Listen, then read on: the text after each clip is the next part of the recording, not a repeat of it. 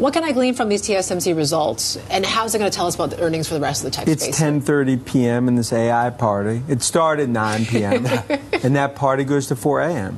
And the reality is, like, look, this is going to be a 2 to 3 year left in this bull cycle for tech. Look, haters are going to hate. Bears will say it's this is a bubble.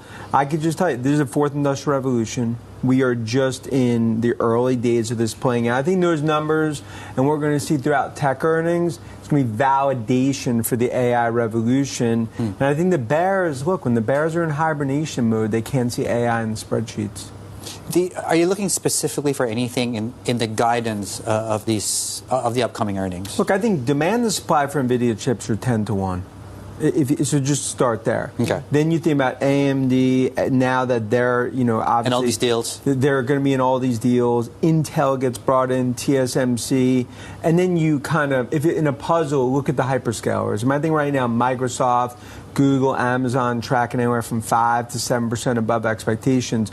Look at Oracle, what they're seeing. Look, you put the pieces together here in the puzzle, especially names like Palantir and others. Yeah. It shows this is the next phase of the AI revolution. And that's why I think we're going to be talking about 25,000 NASDAQ, 27, 30,000 as this all plays out in this AI supercycle. I have to be a hater, I guess, because of how bullish you are. I'm not really a hater, but I'm just going to play the hater. Just to play the devil's advocate. You mentioned about these deals, these circular deals. When you're talking about $1 trillion that OpenAI is willing to kind of pay for, I mean, we don't even know how they're going to get the money for it, but what does that tell you about, where we are? I mean, people say that is a bubble. Sure. So look, and I get that. As someone like myself covered tech stock back in the 90s, right?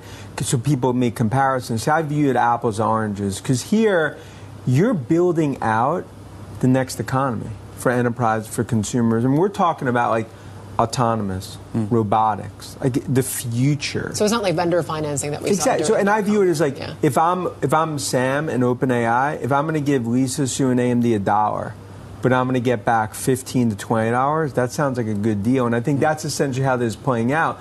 Look, I view it as more collaboration in terms of big tech in this build out, but that's where we are. I just don't, look, we're going to continue to have these moments where investors be like, that's it. Oh, that's a sign of a bubble.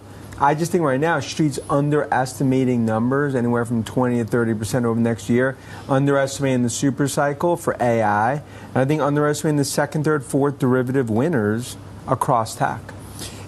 Do we go a step further beyond simply vendor financing or collabs? Let's call it collabs. Do we get more mergers? Does it make sense to vertically integrate some parts of this? Yeah, I mean, think about like, where are the chokeholds? Power.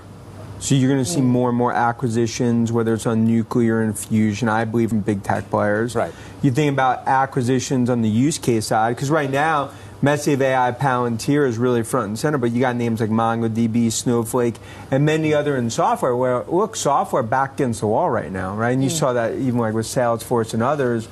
So I think we're going to see more and more M&A, both from software and big tech players.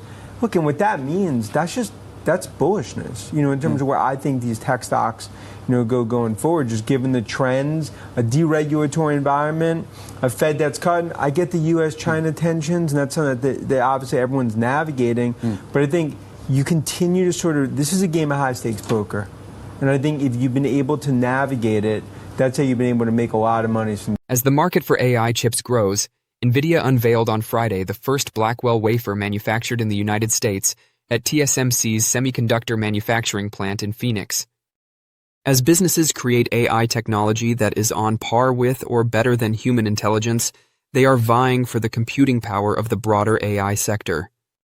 According to a blog post by NVIDIA, the action strengthens the American supply chain and onshores the AI technology stack that will transform data into intelligence and guarantee America's supremacy in the AI era.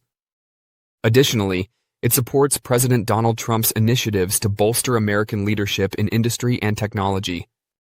According to NVIDIA, TSMC's Arizona plant will manufacture cutting-edge technologies such as A16 chips and 2, 3, and 4 nanometer chips, which are crucial for uses including artificial intelligence, telecommunications, and high-performance computing. In an effort to increase data center capacity, AI companies and chip makers like NVIDIA, AMD, and Broadcom have lately struck a number of huge agreements. After reporting a record profit that above market expectations, TSMC, the largest manufacturer of advanced semiconductors in the world, increased its full-year sales projection on Thursday based on a positive view for AI spending. NVIDIA CEO Jensen Huang gave both original thoughts and a gesture of gratitude for the engineers spearheading the AI revolution during a broad conversation about artificial intelligence, AI. "I wouldn't be shocked if Elon Musk reached a gigawatt before anyone else," Huang said during an interview with Bill Gurley and Brad Gerstner on the BG2 podcast. Together with Huang's more general assessment that these AI supercomputers are complicated things, the statement alluded to the energy scale needed to run next-generation AI infrastructure. Without a doubt, this is the most complicated systems problem that humanity has ever attempted to solve. Huang's remarks are based on extensive technical and operational knowledge. The core of the contemporary AI ecosystem is NVIDIA, the business he started in 1993. Everything from self-driving cars and supercomputing clusters to generative AI systems like ChatGPT is powered by its graphics processing units, GPUs. Huang's description of AI supercomputers as difficult is based on practical experience creating the collaborations and tools that enable AI, not theory. A big data center or network of data centers that can use as much electricity as a major city is referred to as having a gigawatt of computer power. Huang's comment regarding Musk demonstrates an understanding of the Tesla and xAI founders' capacity for rapid growth and expansion, especially when combining computers, manufacturing, and physical infrastructure, a unique set of skills in the current AI competition. That recognition is great praise coming from Huang, whose own business defines the foundation of AI computation. Huang has unmatched authority in the AI sector. His idea of accelerated computing has turned NVIDIA from a specialized gaming chip manufacturer into a trillion-dollar business that is at the forefront of worldwide AI research during the last 10 years. Nearly every significant AI effort, from corporate organizations to research labs, depends on NVIDIA's CPUs. His constant message has been that the development of AI is dependent on the enormous interconnected physical systems that support it, such as semiconductors, data centers, electricity, and logistics, rather than merely software or algorithms. The CEO's statement of AI development as the most complex systems problem humanity has ever endeavored is made more contextual by this perspective. In addition to training models, the task involves coordinating hardware supply chains, protecting energy resources, and increasing data infrastructure at the same time. It's a logistical and engineering achievement on par with starting a space program or creating the internet. Huang's remarks also highlight the physicality of AI, a distinguishing element in the contemporary economic environment. Artificial intelligence is a digital technology, but it requires specialized gear and a lot of energy. Access to electricity, land, and finance has emerged as a new form of competitive advantage as businesses and countries compete to create AI supercomputers. Huang successfully emphasized the convergence of the industrial and digital frontiers, the intersection of energy, computation, and innovation, by acknowledging Musk's ability to reach a gigawatt first. It's a reminder that engineering skill and computational genius will play equal roles in shaping AI's future, and it strikes a chord that goes beyond appreciation. Kramer brought up the business. "I've been saying that you either believe in the fourth industrial revolution as defined by Jensen Huang, the CEO of NVIDIA, or you don't," he said. "It is not believed by the bears." Are they correct? Naturally. However, since I named my dog after the firm when its stock was just around $4 and it is currently at $189, I have been advising folks to simply purchase NVIDIA. So far, being a believer has rewarded off significantly more. On a day like today, that doubles. "We're a couple $100 billion into a multi-trillion-dollar infrastructure build-out," stated NVIDIA CEO Jensen Huang. To put it another way, he believes that we haven't even made 10% progress. He seems to know more than the bears, in my opinion. With the recent release of potent GPU platforms like Hopper 200 and Blackwell GPU, NVIDIA is dominating the AI computing market. These products are becoming more and more popular among cloud providers, businesses, and startups developing artificial intelligence systems. NVIDIA's data center revenues increased 56% year-over-year to $41.1 billion in the second quarter of fiscal 2026, demonstrating the robustness of this segment of the company. The business saw a 56% increase in total revenues and a 54% increase in non-GAAP EPS. Performance is greatly increased by NVIDIA's Blackwell architecture, and future iterations like Vera Rubin and Blackwell Ultra should further solidify NVIDIA's position as the need for AI continues to rise. In August, NVIDIA signed an agreement with the U.S. government and was granted permission to sell its H20 chips in China. As per the agreement, NVIDIA would provide the U.S. government 15% of the entire money made from H20 sales in China. The latest arrangement with the U.S. government could strengthen NVIDIA's presence in China and boost revenue contribution from the country. Gaining access to the Chinese market will help it sustain its position as a leader in AI chip technology and boost overall revenue growth. The company's fiscal 2026 revenues are predicted to increase by 55.5% year-over-year, according to the consensus estimate. The company's fiscal 2026 earnings are predicted to increase by 48.8% year-over-year, according to the consensus estimate. It is a better investment option because of NVIDIA's strong financials, innovative technology, and growing market presence. NVIDIA's ecosystem has produced a broad moat. Spending more on artificial intelligence, AI infrastructure should continue to benefit the corporation greatly. In a few years, NVIDIA's stock might be worth $300. Even though NVIDIA has become the biggest corporation in the world, many investors are still wondering if it will continue to grow in the years to come. It appears that the answer is yes. Graphics processing units, GPUs, are just one aspect of NVIDIA's business. It is the business whose ecosystem is primarily to blame for the current revolution in artificial intelligence, AI. The primary advantage of NVIDIA is its CUDA software framework, which it created to make it simple to program its CPUs for uses other than accelerating video game graphics rendering. The business wisely offered CUDA away for free to research laboratories and universities performing early AI work, while other markets required time to develop. As a result, almost all of the fundamental AI code was created on its software and tailored for its chips. This has given the business a significant moat because it would be expensive and time-consuming to rewrite code and retrain developers for a different platform. This is seen in the company's growth and market share.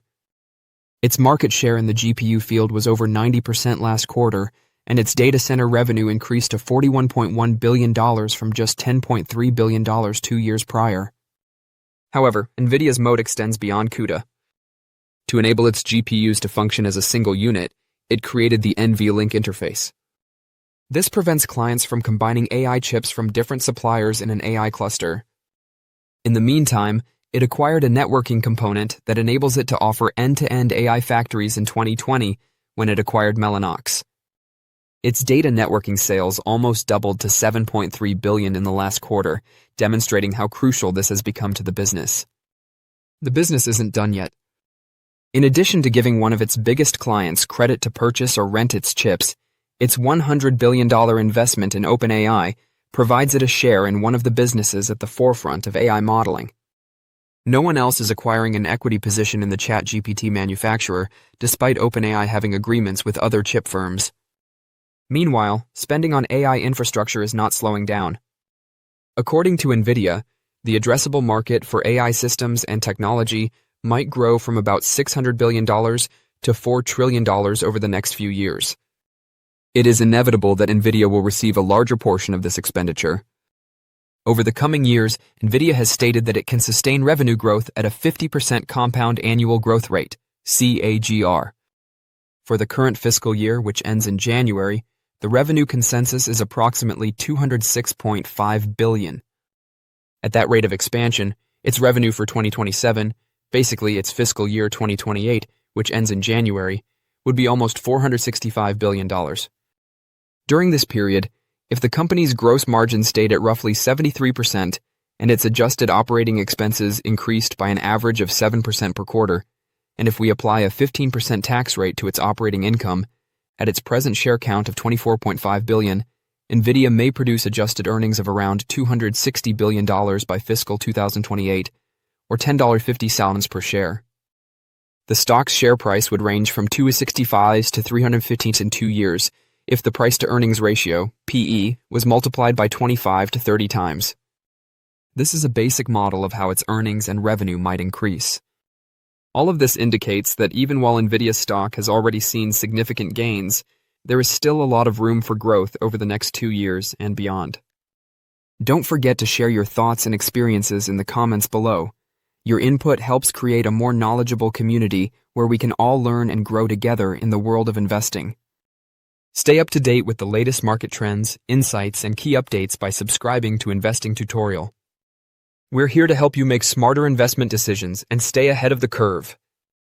But if China is trying to enforce at least this whole, these export curbs around rare earths, for example, doesn't that have some sort of impact on global supply I view it chains? as all it's all negotiation, right? Okay. This is all a game of poker, and they're on the same side with U.S. and NVIDIA. But at the end of the day, China, there's a super cycle going on. U.S. super cycle. So I don't view it negatively, maybe like some others, because I view it competition. Guess what?